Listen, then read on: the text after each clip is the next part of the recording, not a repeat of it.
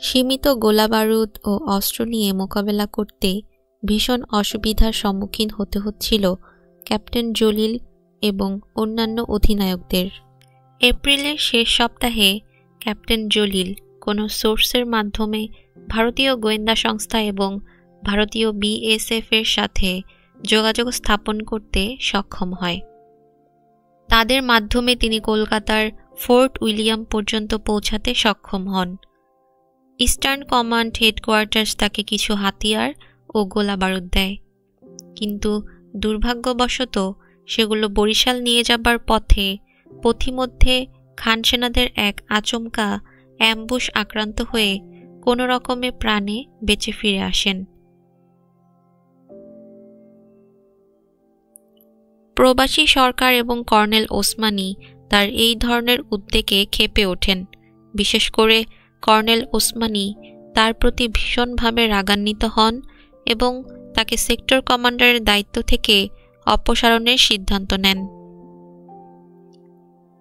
কিন্তু অন্যান্য কমান্ডাররা এবং আমি ও নূর কোনো রকমে কর্নেল ওসমানীকে বোঝাতে সক্ষম হই যুদ্ধের সেই প্রাথমিক পর্যায়ে ক্যাপ্টেন জলিলের মতো একজন বীর এবং জনপ্রিয় কমান্ডারকে দায়িত্ব থেকে সরিয়ে দেওয়া ঠিক হবে না।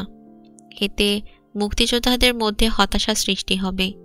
আমাদের সবার আকুতি এবং অনুরোধে কর্নেল ওসমানী তার সিদ্ধান্ত পরিবর্তন করেন, কিন্তু ক্যাপ্টেন জলিলকে এ ধরনের উদ্যোগে ও গাফিলতির জন্য হুঁশিয়ার করে তাকে শাসিয়েছিলেন কড়াভাবে। কিন্তু আশ্চর্যের বিষয় হল, প্রবাসী বাংলাদেশের অস্থায়ী সরকার এবং ভারতীয় কর্তৃপক্ষের একাংশ ওই সিদ্ধান্ত পরিবর্তনে নাখোশ হয়েছিলেন। অন্যান্য অভিজ্ঞতা। আমি সালাম জানাই ওই সমস্ত যুবকদের চেতনা এবং দেশপ্রেমকে যারা মুক্তিযোদ্ধা হিসেবে জাতির মেরুদণ্ড হয়ে উঠেছিলেন। ইতিমধ্যে ঝড়ের বেগে আমার কাজ এগিয়ে চলেছে। কৃষ্ণনগর থেকে তকিপুর সমস্ত সেক্টর আমি ঝটিকা সফর করে বেড়াচ্ছি। আমার মূল দায়িত্ব যুব শিবির ও শরণার্থী শিবির থেকে গেরিলাদের রিক্রুট করে তাদের ট্রেনিংয়ের ব্যবস্থা করা, সাথে সাথে সেক্টর ট্রুপসদের প্রশিক্ষণ ও অপারেশনে সাব সেক্টর কমান্ডারদের সাহায্য করা। এরই ফাঁকে প্রথম ইস্ট বেঙ্গল রেজিমেন্টকে পুনর্গঠিত করার কাজেও ক্যাপ্টেন হাফিজকে সাহায্য করছিলাম যতটুকু সম্ভব। রাত দিন পরিশ্রম করে জুন মাসের মধ্যেই প্রায় 1010 গেরিলা রিক্রুট করে ফেলেছিলাম। তাদেরকে 200 থেকে 500 একটি ব্যাচে বিহারের চাকুলিয়া ট্রেনিং ক্যাম্পে 4 থেকে 6 সপ্তাহের ট্রেনিংয়ে পাঠানো হচ্ছিল। একই সাথে যুব শিবির এবং সাব সেক্টরগুলোতেও আমরা কয়েকটি ট্রেনিং ক্যাম্প প্রতিষ্ঠিত করেছিলাম। সেক্টরের নিয়মিত বাহিনীর অভিজ্ঞ সৈনিকরা গেরিলাদের হালকা অস্ত্র, grenade, demolition, raid, ambush, unarmed combat, map reading, urban এবং জঙ্গল ওয়ারফেয়ার অবস্টাকলস প্রভৃতি বিষয়ে প্রশিক্ষণ দিচ্ছিলেন। লাইভ ফায়ারিংয়ের বন্দোবস্তও করা হয়েছিল টেম্পোরারি রেঞ্জ তৈরি করে। একই সাথে চলছিল মোটিভেশন ক্লাস। এখানে রিক্রুটিংয়ের কাজে নিয়োজিত থাকাকালে একটি অভিজ্ঞতার কথা উল্লেখ না করে পারছি না। যুদ্ধকালে প্রায় 1 লাখের মতো মুক্তিযোদ্ধা ট্রেনিং নেয়, কিন্তু এর মধ্যে শতকরা 1 ভাগও শরণার্থী শিবিরের লোক ছিল না। শরণার্থী শিবিরের আশ্রয় গ্রহণকারী বেশিরভাগ লোকই ছিলেন হিন্দু। তাদের মধ্যে খুব কম লোকের মাঝেই ট্রেনিং গ্রহণ করে শত্রুর মোকাবেলা করার জন্য যুদ্ধে যাওয়ার আগ্রহ দেখা যেত। বাংলাদেশ থেকে পালিয়ে শরণার্থী শিবিরে যারা আশ্রয় নিয়েছিল তারা পরিবারের সব সদস্য নিয়েই সেখানে থাকত। জীবন বাঁচানোর জন্য দুবেলা দুমুঠো আহারের নিশ্চয়তাও শিবিরে তাদের ছিল না। বাংলাদেশ নিয়ে দুশ্চিন্তা করার মতো তাদের খুব বেশি কেউই ছিল না। শিবিরে তাদের জীবনের নিরাপত্তাও ছিল। তাদেরকে নিরাপদে স্বদেশে প্রত্যাবর্তনের ব্যবস্থা কারা করেছে, কিভাবে করেছে, এ নিয়ে তাদের তেমন কোনো মাথা ব্যথা ছিল না। মনে মনে হয়তোবা তারা চাইতো কষ্টের কাজটুকু অন্যে করুক, তারা একদিন ধীরে সুস্থে ফিরতে পারলেই হয়। শরণার্থী শিবিরের বাসিন্দাদের মধ্যে অনেকেই আবার পশ্চিমবঙ্গে আত্মীয় স্বজন বিভিন্ন শহর গ্রামে পার্টিশনের সময় এসে স্থায়ী বসতি স্থাপন করেছিল। মুক্তিযুদ্ধে যোগ দেবার চাপ এড়াতে বয়স্করা যুবকদের বর্ডার থেকে দূরে তাদের আত্মীয় স্বজনদের কাছে পাঠিয়ে দিত। ওরা সেখানে কাজকর্ম, ব্যবসা বাণিজ্য এবং বিভিন্ন পেশা গ্রহণ করে জীবন চালাত।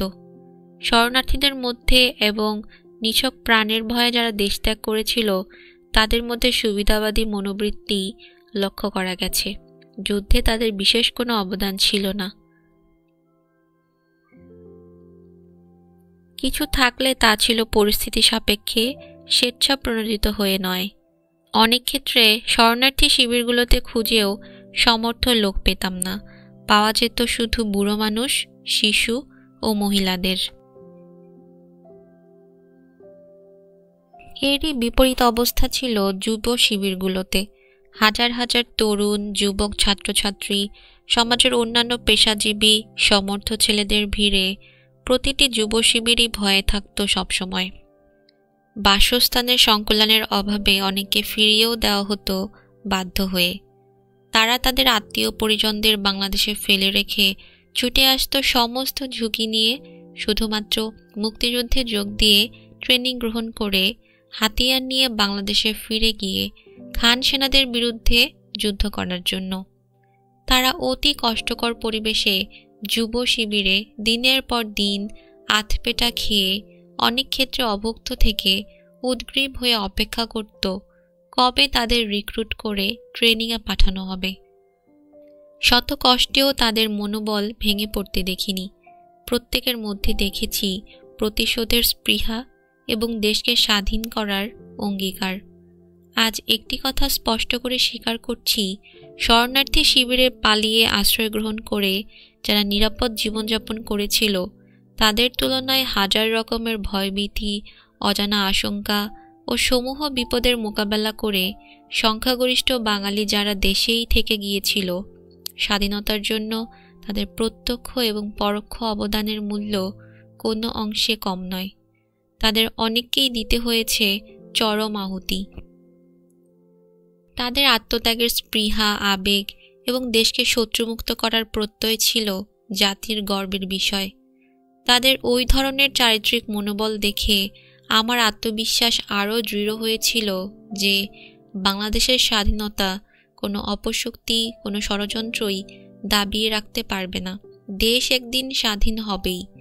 আল্লাহ কখনোই তাদের এই ধরনের নিঃস্বার্থ ত্যাগ ব্যর্থ হতে দেবেন না।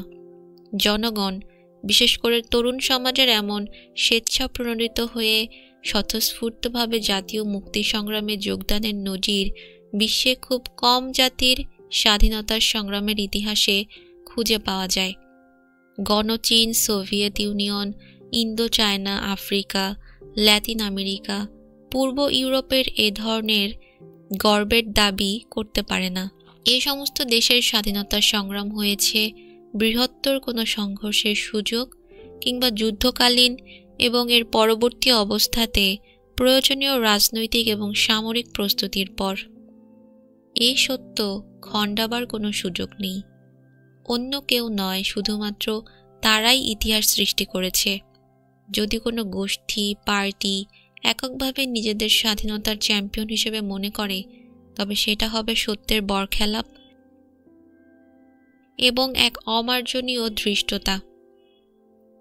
সার্বিকভাবে স্বাধীনতার কৃতিত্ব দেশের জনগণের এবং বিশেষভাবে নিঃস্বার্থ ত্যাগী মুক্তিযোদ্ধাদের। বিনা মেঘে বজ্রপাত। কর্নেল ওসমানী পদত্যাগ করলেন। এই গুরুত্বপূর্ণ ঘটনা ঠিক অধিনায়কদের মহাসম্মেলনের প্রাক্কালে। ভারতীয় গোয়েন্দা বাহিনীর সহায়তায় ক্যাপ্টেন জলিলের ফোর্ট উইলিয়ামের পূর্বাঞ্চলীয় হেডকোয়ার্টার্সের কর্মকর্তাদের সাথে গোপন যোগাযোগ থেকে একটি বিষয় পরিষ্কার হয়ে উঠল। ভারতীয় সরকার শুধুমাত্র প্রবাসী সরকার এবং মুক্তিবাহিনীর সদর দপ্তরের মাধ্যমেই বাংলাদেশের স্বাধীনতা সংগ্রাম এবং রাজনৈতিক গতিধারাকে নিয়ন্ত্রণ করছিল তা নয়, তারা ক্ষমতাধর কমান্ডারদের সাথেও সম্পর্ক গড়ে তোলার চেষ্টা করছিল। অত্যন্ত চাতুরতার সাথে তারা তাজউদ্দিনের প্রবাসী সরকারের মধ্যে অন্তর্দ্বন্দ্ব সৃষ্টি করে তাকেও দুর্বল করে চাপের মুখে রাখছিল, যাতে তিনি তাদের নিয়ন্ত্রণের মধ্যে থাকতে বাধ্য হন। অপরদিকে মুজিবনগর সরকার ও মুক্তিযুদ্ধের সর্বাধিনায়ক জনাব ওসমানীর মধ্যেও দ্বন্দ্ব সৃষ্টি করে কর্নেল ওসমানীর ক্ষমতা সীমিত করে রাখা হচ্ছিল একইভাবে। কর্নেল ওসমানীকে সাইড ট্র্যাক করে প্রবাসী সরকার ও ভারতীয় কর্তৃপক্ষের এ ধরনের কার্যকলাপে কর্নেল ওসমানী অতি যুক্তিসঙ্গত কারণেই ভীষণভাবে অপমানিত বোধ করছিলেন। তার বক্তব্য ছিল পরিষ্কার, ভারত বন্ধুরাষ্ট্র হিসেবে বাংলাদেশের স্বাধীনতা সংগ্রামে তাদের বক্তব্য অনুযায়ী মানবিক কারণে সাহায্য দিতে সম্মত হয়েছে, সেটার জন্য বাঙালি জাতি কৃতজ্ঞ। কিন্তু স্বাধীনতা সংগ্রামটা পূর্ব বাংলার ৮ কোটি বাঙালির নিজস্ব সংগ্রাম। এই সংগ্রাম তাদেরই সংগঠিত করতে হবে। যে কোনো ত্যাগের বিনিময়েই তাদেরকেই অর্জন করতে হবে জাতীয় স্বাধীনতা সংগ্রামের নেতৃত্ব, ও সব দায়িত্ব থাকতে হবে মুক্তিফৌজ কমান্ড ও প্রবাসী বাংলাদেশ সরকারের অধীন। জনাব ওসমানী নীতির এ প্রশ্নে কখনোই আপোষ করেননি। এ বিষয় নিয়ে তৎকালীন প্রবাসী সরকারের নেতৃত্বের সাথে অনেক বিতর্ক হয়েছে তার, কিন্তু তার এ নীতির প্রতি সমর্থন দেননি আওয়ামী লীগের বেশিরভাগ নেতৃত্ব ও গণপরিষদ সদস্যরা।